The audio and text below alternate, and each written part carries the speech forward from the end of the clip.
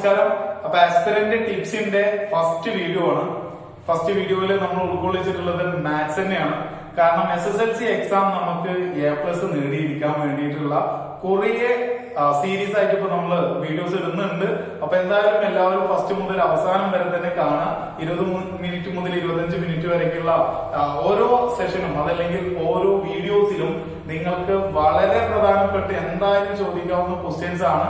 അപ്പൊ വെറും ക്വസ്റ്റ്യനും ആൻസറും മാത്രം തരില്ല, അത് വരാനുള്ള കാരണം കൂടെ മിക്സ് ചെയ്തിട്ട് അതിന്റെ ചെറിയൊരു ഇൻട്രൊഡക്ഷൻ കൂടെ തന്നിട്ടാണ് നമ്മൾ ഓരോ ക്വസ്റ്റ്യൻസും ചെയ്യുന്നത്. അപ്പൊ എല്ലാ ആളുകളും കാണാം. അപ്പൊ നമ്മൾ ഫസ്റ്റ് ക്വസ്റ്റ്യനിലേക്ക് പോവുകയാണ്. അപ്പൊ ഫസ്റ്റ് നമ്മൾ ഇന്ന് ഡിസ്കസ് ചെയ്യാൻ പോകുന്ന ഫസ്റ്റ് ചാപ്റ്റർ, മാത്സിന്റെ ഫസ്റ്റ് ചാപ്റ്റർ ആണ് അരിത്മെറ്റിക് സീക്വൻസ്. അതേപോലെ തന്നെ നമ്മൾ സമാന്തര ശ്രേണി എന്നൊക്കെ പറയും. അപ്പൊ സമാന്തര ശ്രേണിയില് ചോദിക്കാവുന്ന പരമാവധി ചോദ്യങ്ങൾ അതിന്റെ മോഡൽ ക്വസ്റ്റ്യൻസ് ആണ് ചെയ്യുന്നത്. അപ്പൊ എന്തായാലും നമ്മൾ ഇവിടെ ഡിസ്കസ് ചെയ്യുന്ന ക്വസ്റ്റ്യൻ ഒരു കുട്ടി കറക്റ്റ് ആയിട്ട് നോക്കുകയാണെങ്കിൽ എന്തായാലും അവർക്ക് പരീക്ഷയ്ക്ക് അത് ചോദിക്കും, അത് ഉറപ്പാണ്, 100% ഷുവർ ആണ്. കാരണം കഴിഞ്ഞ വർഷങ്ങളിലും അതിന് മുന്നത്തെ വർഷങ്ങളിലും ഒക്കെ നമ്മൾ ഗസ് ചെയ്ത അതേ ക്വസ്റ്റ്യൻ തന്നെ ചോദിച്ചിട്ടുണ്ട്. അപ്പൊ എന്തായാലും നമുക്ക് ഇവിടുന്ന് തുടങ്ങാം. എന്താണ് ഒരു അരിത്മെറ്റിക് സീക്വൻസ് അല്ലെങ്കിൽ സമാന്തര ശ്രേണി എന്ന് പറഞ്ഞാൽ എന്താണ്? അതിന്റെ ബേസിക് കോൺസെപ്റ്റ് 1-2 മിനിറ്റ് കൊണ്ട് നമുക്ക് പറയാം. അതായത് ഒരു അരിത്മെറ്റിക് സീക്വൻസ് അല്ലെങ്കിൽ ഒരു സമാന്തര ശ്രേണി എന്ന് പറഞ്ഞാല് ഇപ്പൊ ഒരു സീക്വൻസ് ഓഫ് നമ്പർ, കുറച്ച് നമ്പർ അക്കങ്ങൾ എഴുതിയിട്ടുണ്ടാവും. ആ അക്കങ്ങൾക്ക് ഒന്ന് മറ്റൊന്നിനെ അപേക്ഷിച്ച് എന്തെങ്കിലും ഒരു സീക്വൻസ് ആയിട്ട്, അതായത് ഒന്ന് തുടർച്ചയായിട്ട്, അത് ചിലപ്പോൾ അതിന്റെ തമ്മിലുള്ള വ്യത്യാസങ്ങൾ സെയിം ആവാം, അങ്ങനെ എന്തെങ്കിലും ഒരു പ്രത്യേകത അതിലുണ്ടാവും. അപ്പൊ അരിത്മെറ്റിക്കിൽ എന്തായാലും നമുക്ക് എന്താണ് അതിനുള്ള പ്രധാന കാരണങ്ങൾ നമുക്ക് നോക്കാം. അപ്പൊ ഇത് ഏറ്റവും സിമ്പിൾ ആയിട്ടുള്ളതാണ് തന്നിട്ടുള്ളത്. അതായത് 3, 6, 9, 12 അങ്ങനെ തുടർച്ച ഇങ്ങനെ പോയിക്കൊണ്ടിരിക്കുക. ഇതിന്റെ ഒരു 4 എണ്ണം വീണ്ടും എഴുതാൻ പറഞ്ഞാൽ നിങ്ങൾക്ക് എഴുതാൻ കഴിയും. കാരണം 3, 6, 9, 12 എന്ന് പറയുമ്പോൾ 3ന്റെ ഗുണനപ്പട്ടിക രൂപത്തിലാണ് പോകുന്നത്. എന്തായാലും നമുക്ക് നോക്കിക്കഴിഞ്ഞാൽ 6ൽ നിന്ന് 3 കുറച്ചാൽ നമുക്ക് കിട്ടുന്നത് ഇവിടുത്തെ പൊതുവ്യത്യാസം എന്ന് പറയാം. പൊതുവ്യത്യാസം എന്ന് പറഞ്ഞാൽ സമാന്തര ശ്രേണിയില് അല്ലെങ്കിൽ ആ സമാന്തര ശ്രേണിയിലെ ഒരക്കത്തിൽ നിന്ന് രണ്ടാമത്തെ അക്കം എത്തുമ്പോഴും അല്ലെങ്കിൽ രണ്ടാമത്തെ ഡിജിറ്റിൽ നിന്ന് മൂന്നാമത്തെ ഡിജിറ്റിലേക്ക് പോകുമ്പോഴും അവിടെ ഉണ്ടാവുന്ന വ്യത്യാസങ്ങൾ, അതായത് തൊട്ടടുത്ത് കിടക്കുന്ന 2 ഡിജിറ്റുകൾക്ക് തമ്മിലുള്ള വ്യത്യാസങ്ങൾ സെയിം ആയിരിക്കും. ഇതിനാണ് ഒരു സമാന്തര ശ്രേണി എന്ന് പറയുന്നത്. അപ്പൊ നമുക്ക് അടുത്ത എക്സാമ്പിൾ നോക്കി നോക്കാം. അപ്പൊ ഒന്നുകൂടെ ക്ലിയർ ആവും. അപ്പൊ ഈ ഒരു സമാന്തര ശ്രേണി 5, 8, 11, 14 നേരത്തെ പറഞ്ഞ അത്ര എളുപ്പമല്ല. അപ്പൊ 5ഉം 8ഉം അപ്പൊ എന്താണ് തമ്മിലുള്ള വ്യത്യാസങ്ങൾ? അപ്പൊ 5ഉം 8ഉം നോക്കുകയാണെങ്കിൽ 8ൽ നിന്ന് 5 കുറച്ചാൽ 3, 11ൽ നിന്ന് 8 കുറച്ചാൽ 3. അപ്പൊ ഇതിന്റെ പൊതുവ്യത്യാസവും നമുക്ക് കിട്ടുന്നത് 3 ആണ്. അപ്പോ ഇതിൽ കുറച്ച് ടേംസുകൾ നമ്മൾ അരിത്മെറ്റിക് സീക്വൻസിൽ പഠിക്കാനുണ്ട്. ഒന്നാമത്തെ പദം എന്നുള്ളത് ഫസ്റ്റ് ടേം എഫ് എന്നാണ് പറയാ. എഫ് എന്ന് പറഞ്ഞാൽ ഫസ്റ്റ് ടേം എന്നാണ്. അപ്പൊ ഫസ്റ്റ് ടേം എന്നുള്ളതാണ് ഒന്നാമത്തെ പദത്തിന് പറയുന്നത്. ഇത് തമ്മിലുള്ള വ്യത്യാസം പറഞ്ഞല്ലോ. അപ്പൊ 6ൽ നിന്ന് 3 കുറച്ചാൽ 3, അതല്ലെങ്കിൽ 8ൽ നിന്ന് 5 കുറച്ചാൽ 3. അപ്പൊ ഈ ഒരു പൊതുവ്യത്യാസത്തിന് നമ്മൾ കൊടുക്കുന്ന ലെറ്റർ എന്ന് പറയുന്നത് ഡി ആണ്. ഡി എന്ന് പറഞ്ഞാൽ കോമൺ ഡിഫറൻസ്. അപ്പൊ ഈ കോമൺ ഡിഫറൻസ് ഡി. ഓക്കെ, അപ്പോ നമുക്ക് 2 കാര്യങ്ങളോട് പഠിക്കാനുണ്ട്. ഒന്ന് എഫും ഒന്ന് ഡിയും. എഫ് എന്ന് പറഞ്ഞാൽ ഫസ്റ്റ് ടേം ആദ്യ പദം, അതേപോലെ തന്നെ ഡി എന്ന് പറഞ്ഞാൽ കോമൺ ഡിഫറൻസ്, പൊതുവ്യത്യാസം. അപ്പൊ ഇനി നമുക്ക് ഇതിന്റെ ഒരു ഫോർ എക്സാമ്പിൾ നമുക്ക് ഇവിടുത്തെ ഒരു ക്വസ്റ്റ്യൻ എന്താണ് 10ാമത്തെ പദം?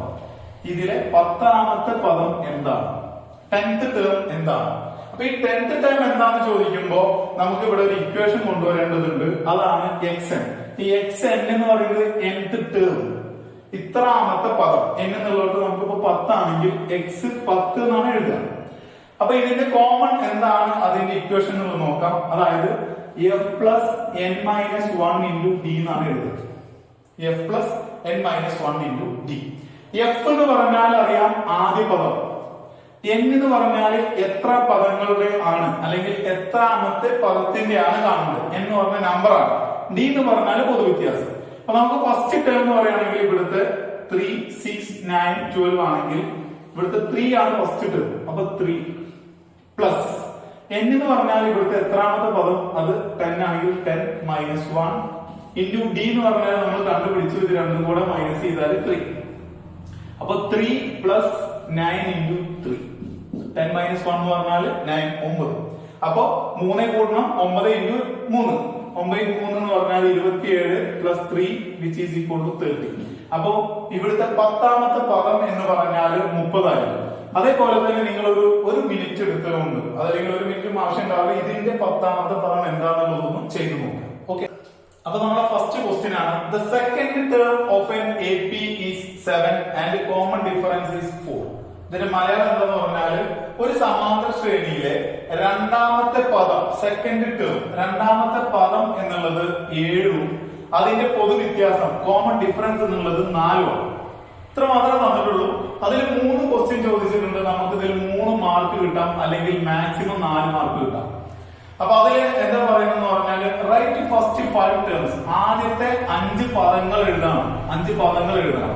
ഓക്കെ, രണ്ടാമത്തെ question what is the algebraic equation അല്ലെങ്കിൽ അൾജിബ്രൈക് എക്സ്പ്രഷൻ ഏത് വേണമെങ്കിലും ചോദിക്കാം. അതായത് ബീജഗണിത രൂപം എന്താണ്, ഈ ഒരു സമാന്തര ശ്രേണിയുടെ ബീജഗണിത രൂപം എന്താണ്. മൂന്നാമത്തെ question what will be the 15th term, 15ാമത്തെ പദം എന്താണ്, ഈ ഒരു സമാന്തര ശ്രേണിയിലെ 15ാമത്തെ പദം എന്താണ്. അപ്പൊ ഈ 3 ക്വസ്റ്റ്യനും ഒരൊറ്റ ക്വസ്റ്റ്യൻ സബ് ആയിട്ടാണ് ചോദിക്കുക. സിമ്പിൾ ആണ്. അത് എന്തിനാണ് ഈ ക്വസ്റ്റ്യൻ ചെയ്യുന്നത് ചോദിച്ചാൽ എന്തായാലും ഇങ്ങനത്തെ ഒരു ക്വസ്റ്റ്യൻ ഉണ്ടാവും.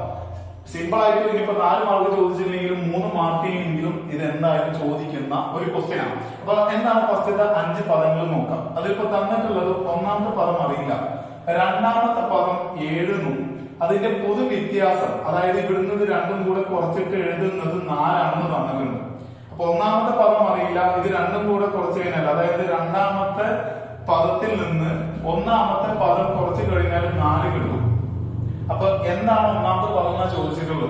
അപ്പൊ നമുക്ക് സിമ്പിൾ ആയിട്ട് പറയാൻ പറ്റും 7ന്ന് 4 കുറച്ച് കഴിഞ്ഞാൽ ഇവിടെ കിട്ടും. അപ്പൊ 7ന്ന് 4 കുറച്ചാൽ 3. അപ്പൊ 3 ആണ് 1ാമത്തെ പദം. അതിന്റെ 5 പദങ്ങൾ എഴുതാനാണ് പറഞ്ഞിട്ടുള്ളത്. അപ്പൊ ഈ 5 പദങ്ങൾ എഴുതാൻ പറഞ്ഞു കഴിഞ്ഞാല് നമുക്ക് 3 കൂടെ 4 കൂട്ടിയ 7, അതേപോലെ തന്നെ 7 കൂടെ 4 കൂട്ടിയ 11, 11 കൂടെ 4 കൂട്ടിയ 15, 15 കൂടെ 4 കൂട്ടിയാൽ 19. അപ്പൊ ഇങ്ങനെ ആദ്യത്തെ 5 പദങ്ങൾ എഴുതി കഴിഞ്ഞാൽ 1ാമത്തെ ക്വസ്റ്റ്യന്റെ ആൻസർ ആയി 1 മാർക്ക് കിട്ടി. ഇനി 2ാമത്തെ ക്വസ്റ്റ്യൻ എന്താണ് ഇതിന്റെ ഓൾജിബ്രൈക് ഇക്വേഷൻ അല്ലെങ്കിൽ ഓൾജിബ്രൈക് എക്സ്പ്രഷൻ. അപ്പൊ ഈ ഓൾജിബ്രൈക് എക്സ്പ്രഷൻ എന്താണെന്ന് അറിയണമെങ്കിൽ ആദ്യം നമുക്ക് അതിന്റെ ചെറിയൊരു കോൺസെപ്റ്റ് ഉണ്ട്. അതായത് നമുക്കിപ്പോ അറിയാം xn is equal to f plus n minus 1 into d എന്നാണ് ഇക്വേഷൻ. നമ്മൾ നേരത്തെ പറഞ്ഞു ഒരു AP സമാന്തര ശ്രേണിയുടെ n-ാമത്തെ അതായത് nth ടേം ഇത്രാമത്തെ പദം കണ്ടുപിടിക്കാനുള്ള ഇക്വേഷൻ ഇതാണ്. അതിൽ f എന്ന് പറഞ്ഞാൽ ആദ്യ പദം, n എന്ന് പറഞ്ഞാൽ അതിന്റെ പദങ്ങളുടെ എണ്ണം, d എന്ന് പറഞ്ഞാൽ കോമൺ ഡിഫറൻസ് ആണ്, പൊതുവ്യത്യാസം. അപ്പൊ ഇതിൽ നിന്ന് നമ്മൾ ചെറുതായിട്ടൊന്ന് മാറ്റി എഴുതാണ്. f എന്ന് എഴുതി n ഇൻറ്റു d എന്ന് പറഞ്ഞാൽ dn മൈനസ് d, അതായത് ഇതിൽ ഒന്നുകൂടി അറേഞ്ച് ചെയ്ത് എഴുതിക്കൊടുത്താൽ dn plus f minus d എന്നാണ് ഇക്വേഷൻ. അപ്പൊ ഈ ഒരു ഇക്വേഷൻ ആണ് നമ്മളിവിടെ ഇതിന്റെ ഓൾജിബ്രൈക് ഇക്വേഷൻ അതല്ലെങ്കിൽ ബീജഗണിത രൂപം എഴുതാൻ വേണ്ടിയിട്ട് അല്ലെങ്കിൽ ഓൾജിബ്രൈക് എക്സ്പ്രഷൻ എഴുതാട്ടോ, ഓൾജിബ്രൈക് എക്സ്പ്രഷൻ അല്ലെങ്കിൽ ബീജഗണിത രൂപം എഴുതാൻ വേണ്ടിയിട്ട് നമ്മൾ എടുക്കണം. അപ്പൊ അതിൽ എന്താണ് എടുക്കുന്നത് പറഞ്ഞാല് നമുക്ക് d അറിയാം, പൊതുവ്യത്യാസം എന്ന് പറയുന്നത് ഇവിടെ 4 ആണ്. അപ്പൊ 4 എഴുതി. അതില് എത്രാമത്തെ എന്നുള്ളത് ചോദിച്ചിട്ടില്ലല്ലോ, അതിന്റെ ബീജഗണിതം എഴുതാൻ പറയുമ്പോൾ അവിടെ n ഇട്ട് കൊടുക്കുക പ്ലസ് ഫസ്റ്റ് ടേം ആദ്യ പദം എന്നുള്ളത് നമ്മൾ ഇവിടെ കണ്ടുപിടിച്ചിട്ടുണ്ട്, ഇവിടെ കണ്ടുപിടിച്ചതാണ്, അത് 3 ആണ്. അപ്പൊ 3 മൈനസ് അതിന്റെ പൊതുവ്യത്യാസം എന്ന് പറയുന്നത് നമുക്ക് ഇവിടെ അറിയാം 4. അപ്പൊ നമുക്ക് ഇവിടെ കിട്ടുന്ന ഇക്വേഷൻ എന്ന് പറഞ്ഞാൽ 4n 3 മൈനസ് 4 എന്നാണ്. 3 മൈനസ് 4 എന്ന് പറയുമ്പോൾ -1. അപ്പൊ 4n മൈനസ് 1 ആണ് ഇവിടുത്തെ ബീജഗണിത രൂപം. അത് ശരിയാണോ അല്ലേ എന്നുള്ളത് നോക്കാം. എന്താന്ന് പറഞ്ഞാൽ ഇതിന്റെ അർത്ഥം നമ്മൾ ഈ n-ന്റെ അവിടെ ഏതാണോ സംഖ്യ കൊടുക്കുന്നത് ആ സംഖ്യ കൊടുത്തു കഴിഞ്ഞാൽ നമുക്ക് ഇപ്പൊ 1 കൊടുത്തു 4 into 1 minus 1, അതായത് 4 minus 1 3. അപ്പൊ 1 കൊടുത്താൽ 1ാമത്തെ പദം കിട്ടും. ഇനി 5ാമത്തെ പദം നമ്മളിവിടെ എഴുതി 19 ആണ്, അത് ശരിയാണോ നോക്കാം.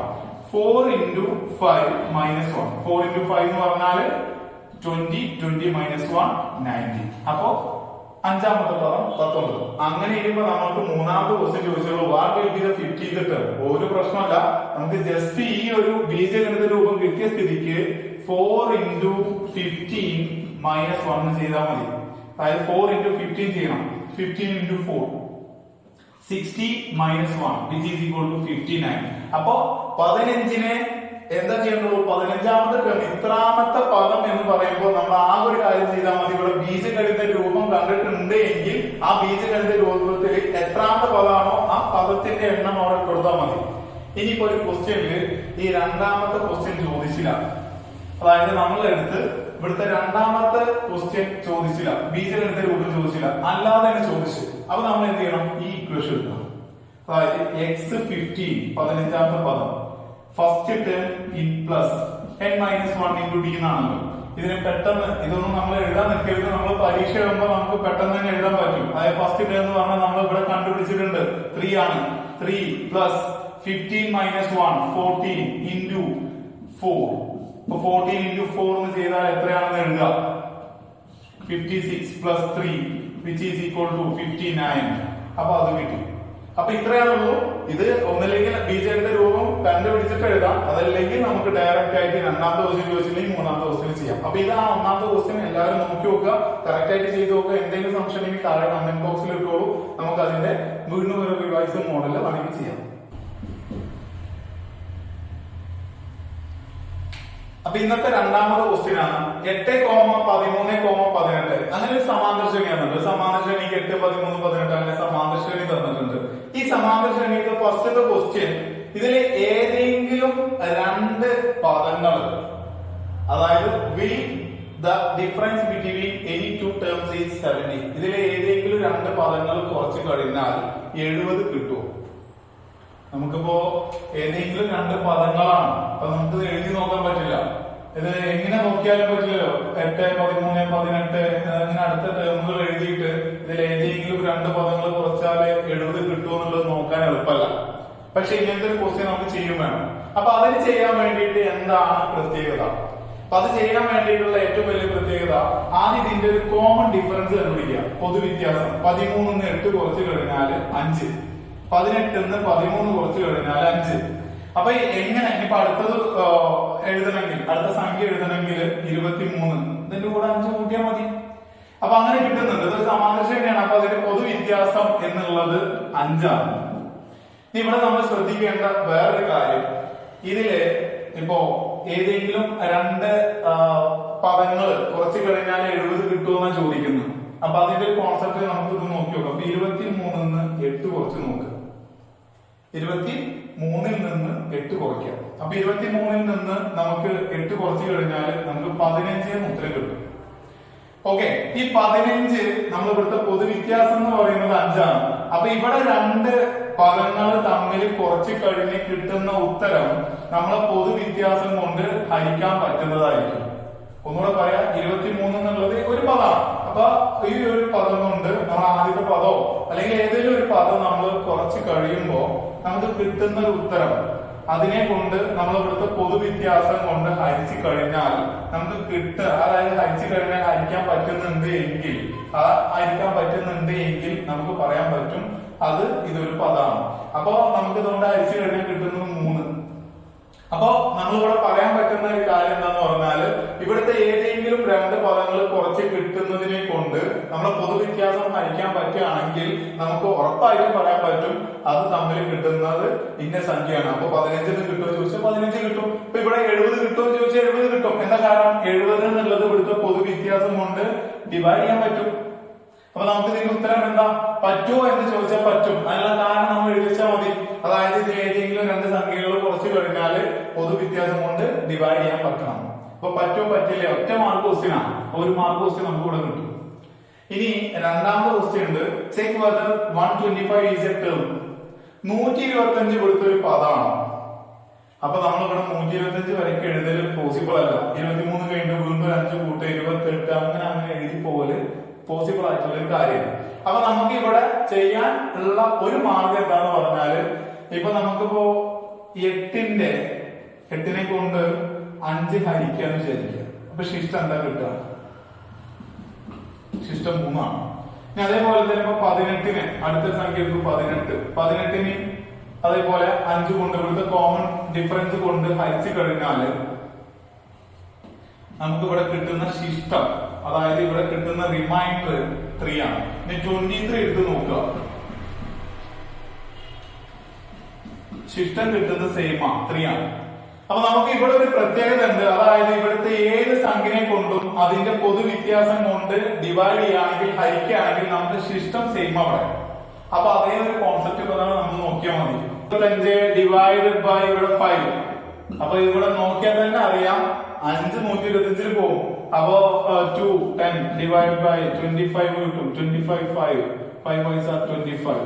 ഇവിടെ റിമൈൻഡർ 0 ആണ്. ഇവിടെ എത്ര വരേണ്ടത്? 3 ആ വരേണ്ടത്. 3 വരേണ്ടോട്ട് ഇവിടെ 0 ആയി കഴിഞ്ഞാൽ ഇത് എന്തല്ല? ഇത് ഒരു പദമല്ല. അപ്പൊ ഇതൊരു പദമല്ല. ഇത് ഇതിന്റെ ടേം ആണോ ചോദിച്ചാൽ അതെ. അപ്പൊ നമുക്ക് രണ്ട് കാര്യങ്ങൾ അവിടെ പഠിക്കാനുള്ളത്. ഏതെങ്കിലും രണ്ടെണ്ണത്തിന്റെ വ്യത്യാസം, ഏതെങ്കിലും രണ്ട് പദങ്ങളുടെ വ്യത്യാസം ഇത് വരുമോ എന്ന് ചോദിച്ചു കഴിഞ്ഞാൽ നമ്മൾ ആദ്യം നോക്കേണ്ടത് എന്തേ ഉള്ളൂ? നമുക്ക് ഇവിടെ ഏതെങ്കിലും രണ്ട് പദങ്ങള് കുറച്ച് കഴിഞ്ഞാല് അത് എന്തുകൊണ്ട് ഹരിക്കാൻ പറ്റണം? നമ്മൾ ഇവിടുത്തെ കോമൺ ഡിഫറൻസ് കൊണ്ട് ഹരിക്കാൻ പറ്റണം. അപ്പൊ 70നെ 5 കൊണ്ട് ഇവിടുത്തെ പൊതു വ്യത്യാസം 5 കൊണ്ട് ഹരിക്കാൻ പറ്റും. അതൊരു പദമാണ്. രണ്ടാമത്തെ ക്വസ്റ്റ്യൻ ചോദിച്ചാൽ ഇതൊരു ടേം ആണോ? ഇതില് 125 വരുന്നുണ്ടോ? അപ്പൊ വരുന്നുണ്ടോ അല്ലേ എന്നുള്ളത് നോക്കാൻ വേണ്ടിയുള്ള ഒരു കാര്യം എന്താ? നമുക്ക് ഇതിനെ കൊണ്ട് പൊതുവ്യത്യാസം കൊണ്ട് ഹരിച്ചു കഴിഞ്ഞാൽ ശിഷ്ടം ഒരുപോലെ കിട്ടുന്നുണ്ടോ നോക്കിയാൽ മതി. അപ്പൊ കിട്ടുന്നില്ല. ഇതെന്തല്ല? ഇതൊരു പദമല്ല. ഇന്നത്തെ മൂന്നാമത്തെ ക്വസ്റ്റ്യൻ, 8ാം പദം 53, 15ാം പദം 102 ആയിട്ടുള്ള ഒരു സമാന്തര ശ്രേണിയുടെ കോമൺ ഡിഫറൻസ് എന്ന് പറഞ്ഞാൽ പൊതുവ്യത്യാസം എന്താണ്? അതിന്റെ ആദ്യ പദം എന്താണ്? അതിന്റെ സീക്വൻസ് എന്താ? അതിന്റെ സമാന്തര ശ്രേണി എന്താണ്? അപ്പൊ ഒന്നുകൂടെ പറയാം. 8th term of an arithmetic sequence is 53. 15th term is 1, not 2. Find the common difference, find the first term and find the sequence. അപ്പോ ഒന്നുകൂടെ പറയാണ്. 8ാമത്തെ പദം ഒരു അരിത്മെറ്റിക് സീക്വൻസില് 53ഉം 15ാമത്തെ പദം 102. അങ്ങനെയാണെങ്കിൽ ഇതിന്റെ പൊതുവ്യത്യാസം എത്ര? രണ്ടാമത്തെ ക്വസ്റ്റ്യൻ, അതിലെ ആദ്യത്തെ പദം എന്താ? ഇങ്ങനെ എഴുതുകയാണെങ്കിൽ ഇതിന്റെ ആദ്യത്തെ പദം എന്താ? അപ്പൊ ആദ്യം നമുക്ക് അറിയുന്നത് 8ാമത്തെയാണ്, പിന്നെ അറിയുന്നത് 15ാമത്തെയാണ്. ഇത് തമ്മിൽ യാതൊരു ബന്ധവും ഇപ്പൊ ഇല്ല. അപ്പൊ നമുക്ക് എന്ത് ചെയ്യണം? 8ാമത്തെ പദം എന്ന് പറഞ്ഞ് തന്നിട്ടുള്ളത്, അതായത് x8 എന്ന് പറഞ്ഞ് തന്നിട്ടുള്ള പദം 53 ആണ്. അത് നമുക്കറിയാം. അതേപോലെ തന്നെ x15 എന്ന് പറഞ്ഞിട്ട് തന്നിട്ടുള്ളത് 15ാമത്തെ പദം എന്ന് പറഞ്ഞാൽ 102 ആണ്. അപ്പൊ നമുക്ക് ഇവിടുത്തെ പൊതുവ്യത്യാസം d കിട്ടണമെങ്കിൽ ഒരു ഇക്വേഷൻ ഉണ്ട്.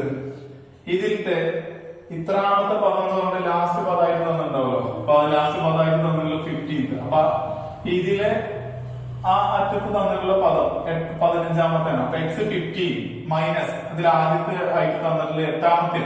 അപ്പൊ x8 ഡിവൈഡഡ് ബൈ ഇത് എത്രാമത്തെ പദം? 15ാമത്തെ പദം മൈനസ് ഇത് 8ാമത്തെ പദം. മനസ്സിലായോ? അപ്പൊ 8ാമത്തെ പദം ഇത്ര, 15ാമത്തെ പദം ഇത്ര. അപ്പൊ ഇതിലെ അറ്റത്ത് കിടക്കുന്ന അവസാനമായിട്ട് കിടക്കുന്ന 15ഉം ആദ്യത്തിൽ കിടക്കുന്ന 8ഉമാണ്. അപ്പൊ 15ാമത്തെ പദം മൈനസ് 8ാമത്തെ പദം ഡിവൈഡഡ് ബൈ പൊസിഷൻ 15 മൈനസ് 8. അപ്പൊ ഇങ്ങനെ ചെയ്യുന്ന സമയത്ത് നമുക്ക് കിട്ടുന്നത് 15ാമത്തെ പദം എന്ന് പറഞ്ഞാൽ 53 ആണ്. 53 മൈനസ് 8ാമത്തെ പദം എന്ന് പറഞ്ഞാല്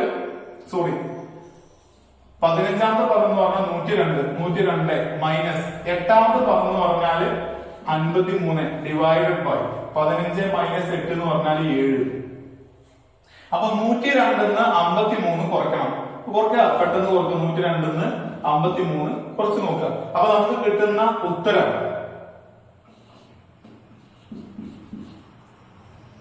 അല്ലേ? 102ന്ന് കുറയ്ക്കുക 49. അപ്പൊ 49 ഡിവൈഡഡ് ബൈ 7. എത്ര ഉത്തരം കിട്ടുക? 7. അപ്പൊ നമുക്ക് ഇവിടെ ഉത്തരം കിട്ടി. കോമൺ ഡിഫറൻസ്, ഇവിടുത്തെ പൊതുവ്യത്യാസം. ഒന്നാമത്തെ ക്വസ്റ്റ്യൻ 2 മാർക്ക് ആണ് എങ്കിൽ നമുക്ക് ഇവിടുത്തെ 4 മാർക്ക് ക്വസ്റ്റ്യൻ ആണെങ്കിൽ ഏറ്റവും കൂടുതൽ മാർക്ക് കിട്ടുക ഡി യെ കാണാനായിരിക്കും. കാരണം ഡി കണ്ടു കഴിഞ്ഞാൽ ബാക്കിയുള്ളതാണ് എളുപ്പം. അപ്പൊ ഡി കിട്ടി. ഉത്തരം D which is nothing but 7.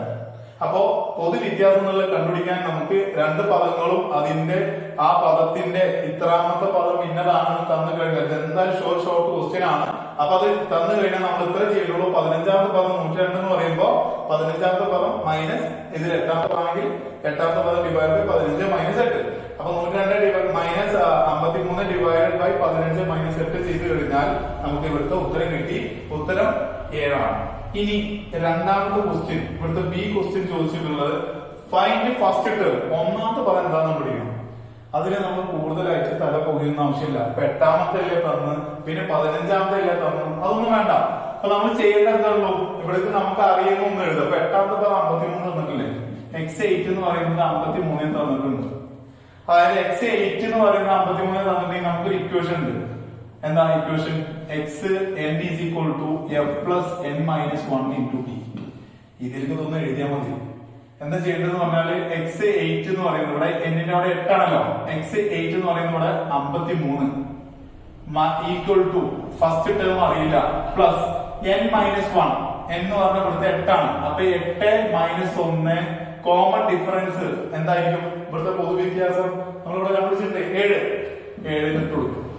Okay, അപ്പൊ 7 ഇട്ട് കൊടുത്തു കഴിഞ്ഞാല് നമുക്ക് കിട്ടുന്ന ഉത്തരം 53 ഈക്വൽ ടു f പ്ലസ് 8 - 1 എന്ന് പറഞ്ഞാൽ എപ്പോഴും നമ്മൾ മനസ്സിലാക്കുക എത്രാമത്തെ പദമാണ് കൊടുക്കുന്നത് അതിന് 1 കുറയ്ക്കുക.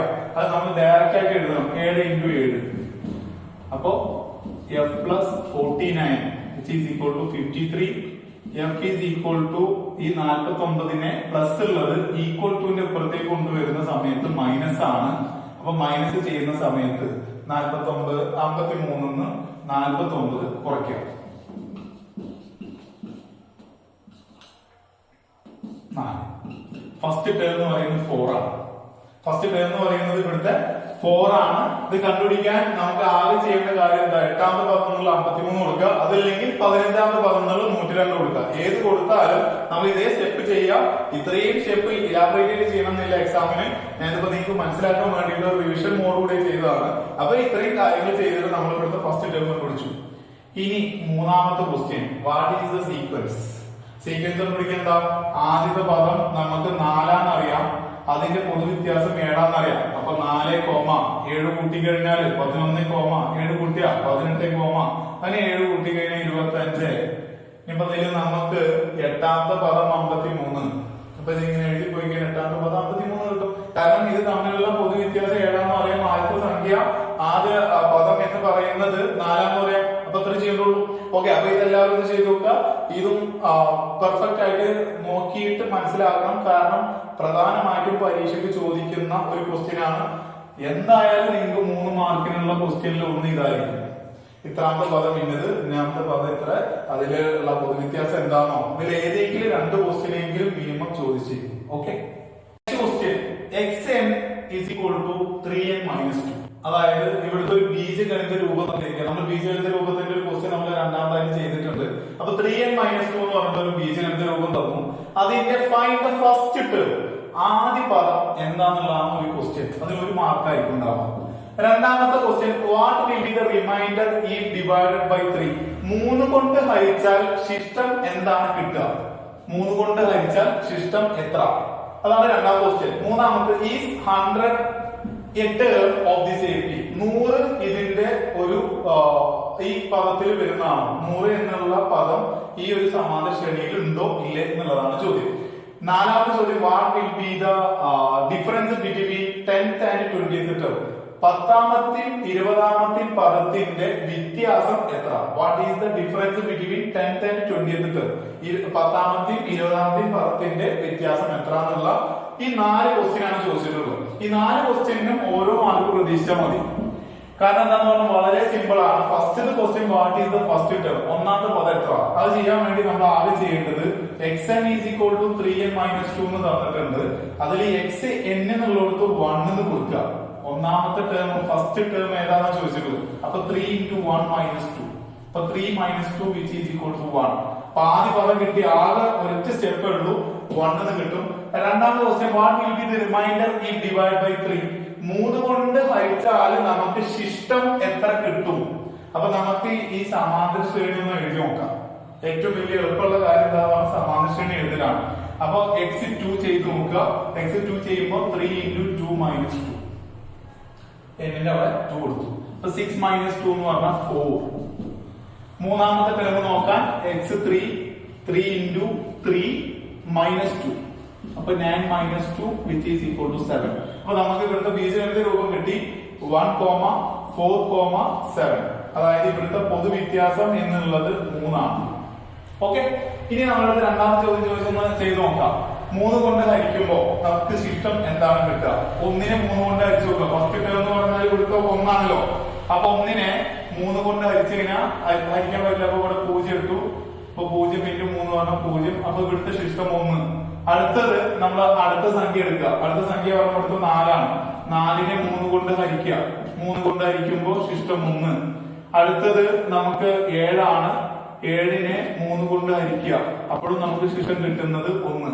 അപ്പൊ രണ്ടാമത്തെ ചോദ്യത്തിന്റെ ഉത്തരം 1. ശിഷ്ടം എത്രയെന്ന് ചോദിച്ചു കഴിഞ്ഞാൽ ബി ആണ്. ബി ഉത്തരം 1, എന്റെ ഉത്തരം 1. ഓക്കെ, ഇനി മൂന്നാമത്തെ question. Is 100 a term of the AP? APയില് വരുന്നതാണോ, അതായത് 100 ഇതിന്റെ ഒരു പദമാണോ? അപ്പൊ നമ്മൾ ചെയ്യേണ്ടത് എന്താന്ന് പറഞ്ഞാല്, ഇപ്പൊ നമുക്ക് ഓരോ പദങ്ങൾ കിട്ടിയല്ലോ. ഒന്നാമത്തെ പദം ശിഷ്ടം ചെയ്തപ്പോ നമുക്ക് കിട്ടിയത് പൊതുവിദ്യാസം കൊണ്ട് ശിഷ്ടം ചെയ്തപ്പോ കിട്ടിയ 1 ആണ്. അപ്പൊ അതേപോലെ നമ്മൾ ഏത് ചെയ്യാം, 100 ചെയ്ത് നോക്കുക. 100 ഹരിക്കണം പൊതുവിത്യാസം. പൊതുവിത്യാസം എന്ന് പറഞ്ഞപ്പോഴത്തെ 3 ആണ്. ഈ പൊതുവിത്യാസം 3 കൊണ്ട് ഹരിക്കുക. അപ്പൊ പൊതുവിത്യാസം 3 കൊണ്ട് ഹരിക്കുന്ന സമയത്ത് നമുക്ക് കിട്ടുന്നത് ശിഷ്ടം 1 ആണ്. അപ്പൊ ഇവിടെ ശിഷ്ടം 1 കിട്ടിക്കഴിഞ്ഞാൽ നമുക്ക് പറയാൻ പറ്റും 100ാമത്തത് എന്നുള്ള ഒരു പദമാണ്. അപ്പൊ മൂന്നാമത്തെ ക്വസ്റ്റ്യനിൽ പദമാണോ എന്ന് ചോദിച്ചാൽ യെസ് എന്ന് മാത്രം എഴുതിയ പോരാ, ഇതൊന്ന് ചെയ്തിട്ട് അവിടെ കാണിക്കുക ശിഷ്ടം 1 തന്നെയാണ് കിട്ടിയെന്നുള്ളത്. ഇനി നാലാമത് question. What is the difference between 10th and 20th term? അതായത് 10ാമത്തെയും 20ാമത്തെയും പദങ്ങളുടെ വ്യത്യാസം എത്ര? അപ്പൊ അതിന് കൂടുതലായിട്ട് ചെയ്യൊന്നുമില്ല. ഇവിടെ ഒരു ഓൾജിബ്രൈക് ഇക്വേഷൻ തന്നിട്ടില്ലേ, അതായത് ബീജഗണിത രൂപം xn is equal to 3n minus 2. ഏറ്റവും എളുപ്പമുള്ള വഴി എന്താന്ന് പറഞ്ഞാൽ 1 മാർക്ക് ക്വസ്റ്റ്യൻ ആണ്. പെട്ടെന്ന് കിട്ടാൻ വേണ്ടി നമ്മൾ ചെയ്യേണ്ട കാര്യം ഇത്രയേ ഉള്ളൂ. ഒന്നാമത്തെ 10ാമത്തെ പദം എത്രയെന്ന് കണ്ടുപിടിക്കുക. 3 into 10 minus 2. അപ്പൊ 30 minus 2 which is equal to 28. 20ാമത്തെ പദം എന്താണെന്നുള്ളതാണ്. 20ാമത്തെ പദം കണ്ടുപിടിക്കുക. 20ാമത്തെ പദം എന്ന് പറഞ്ഞാൽ x20 equal to 3 into 20 minus 2 which is equal to 60 minus 2 58. ഇത് തമ്മിലുള്ള വ്യത്യാസം ഇപ്പൊ എത്രയെന്ന് ചോദിച്ചിട്ടുള്ളൂ. സിമ്പിൾ ആണ്. എന്താ, 58 minus 28 which is equal to 30. Okay, ഇതിന് മുന്നേ നമ്മളൊരു പ്രോപ്പർട്ടി പറഞ്ഞത് പറയാണ്, ഏതെങ്കിലും രണ്ടെണ്ണം പൊതുവ്യത്യാസം ഇപ്പൊ 30 വന്നാ ഇത് ഇതിന്റെ പൊതുവ്യത്യാസമാണെന്ന് ചോദിക്കാൻ നമുക്ക് ഡിവൈഡ് ചെയ്യണമെന്നൊക്കെ പറഞ്ഞല്ലോ. അപ്പൊ നമ്മൾ ഈ 4 ക്വസ്റ്റ്യൻ ചെയ്തു. ഒന്നാമത്തെ പദം എത്രയെന്ന് ചോദിച്ചപ്പോ നമ്മൾ ഫസ്റ്റ് ടൈം എത്രയെന്ന് ചോദിച്ചപ്പോ നമുക്ക് കിട്ടിയ ഉത്തരം 1 ആണ്. അതേപോലെ തന്നെ റിമൈൻഡർ എത്രയാണ്, 3 കൊണ്ട് ഹരിച്ചാല്. അപ്പൊ സമാന്തര ശ്രേണി എഴുതിയിട്ട് ചെയ്ത് നോക്കി അതിന്റെ ഉത്തരം എത്രയായിരുന്നു, 1 എന്നായിരുന്നു. പിന്നെ 100 ഒരു പദമാണോ എന്ന് ചോദിക്കുമ്പോ എന്ത് ചെയ്യാം, ഇതേപോലെ 100നെ 3 കൊണ്ട് ഹരിച്ചിട്ട് ശിഷ്ടം 1 കിട്ടുന്നുണ്ടോ? അപ്പൊ കിട്ടുന്നുണ്ട്, അതൊരു പദമാണ്. ലാസ്റ്റ് ക്വസ്റ്റ്യൻ എന്താണ് 10ാമത്തെ പദവും 20ാമത്തെ പദവും തമ്മിലുള്ള വ്യത്യാസം? അപ്പൊ 10ാമത്തെ പദം കണ്ടുപിടിക്കുക, അതേപോലെ 20ാമത്തെ പദം കണ്ടുപിടിക്കുക. അപ്പൊ നമുക്ക് അതിന്റെ ഇടയിൽ കിട്ടിയത് 30 എന്നായിരുന്നു. അപ്പൊ അതെന്തായി, ഈ 4 ക്വസ്റ്റ്യനും കറക്റ്റ് ആയി ക്ലിയർ ആണ്. അപ്പൊ ഇന്നത്തെ സെഷൻ നമുക്ക് ഇവിടെ അവസാനിപ്പിക്കുകയാണ്. അപ്പൊ ഇന്നത്തെ ക്ലാസ് എല്ലാവർക്കും മനസ്സിലായി വിചാരിക്കുന്നു. നിങ്ങളുടെ അഭിപ്രായങ്ങൾ, നിർദ്ദേശങ്ങൾ, നിങ്ങൾക്ക് വേണ്ട ക്ലാസ്സുകൾ, കാര്യങ്ങളൊക്കെ നിങ്ങൾ താഴെ കമന്റ് ബോക്സിൽ സൂചിപ്പിക്കുക. ഒപ്പം നിങ്ങൾ സബ്സ്ക്രൈബ് ചെയ്തിട്ടില്ല എങ്കിൽ സബ്സ്ക്രൈബ് ചെയ്യുക. ഒപ്പം നിങ്ങളുടെ ഫ്രണ്ട്സിന് നിങ്ങൾ ഇത് ഷെയർ ചെയ്യുക. Okay, thank you.